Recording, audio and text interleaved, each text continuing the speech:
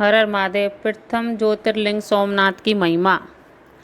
दक्ष प्रजापति ने अपनी 27 पुत्रियों का विवाह चंद्रमा के साथ किया था, परंतु चंद्रमा इनमें से रोहिणी से सबसे अधिक प्यार करते थे।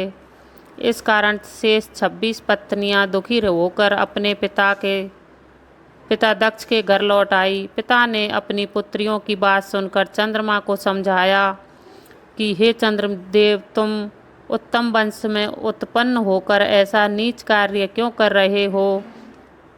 किसी के साथ विषमता न बरत कर समता का व्यवहार करो। एक के साथ प्रेम और दूसरे के साथ प्रेम न करने पर मनुष्य को नरक प्राप्त होता है। इस प्रकार दक्ष ने चंद्रमा को समझाया, परंतु चंद्रमा ने उनकी बात पर कोई ध्यान नहीं दिया।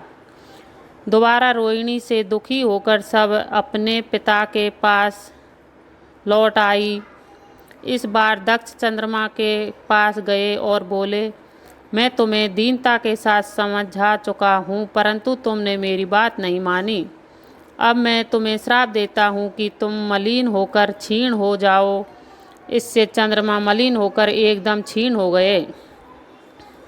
अपने इस दुख को चंद्रमा ने इंद्र आदि देवताओं को बताया। इस पर ब्रह्मा जी बोले, देवताओं, यह चंद्रमा तो महादुष्ट है। यह आप लोगों के गुरु बृहस्पति की पत्नी तारा को लेकर भाग गया था।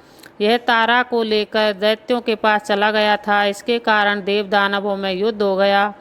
मेरे बहुत समझाने पर इसने तारा को वापस किया था, परंतु वापसी के समय तारा गर्भवती थी। इस कारण बृहस्पति देव जी ने तारा को लेने से मना कर दिया था।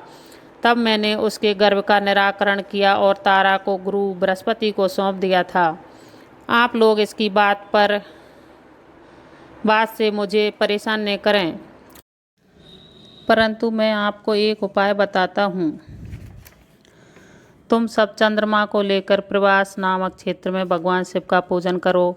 मृत्युंजय के तप द्वारा आप उनका पूजन तथा जप करो। शंकर भगवान की कृपा से इसके सब कष्ट दूर हो जाएंगे। ब्रह्मा जी के कहने पर सभी देवता और ऋषिगण चंद्रमा को लेकर प्रभास क्षेत्र में सभी तीर्थों का आह्वान कर शिव पूजन करके तप जप कराया। 10 करोड़ जप करने के पश्चात भगवान भोले शंकर प्रकट हुए तथा चंद्रमा से वर मांगने को कहा।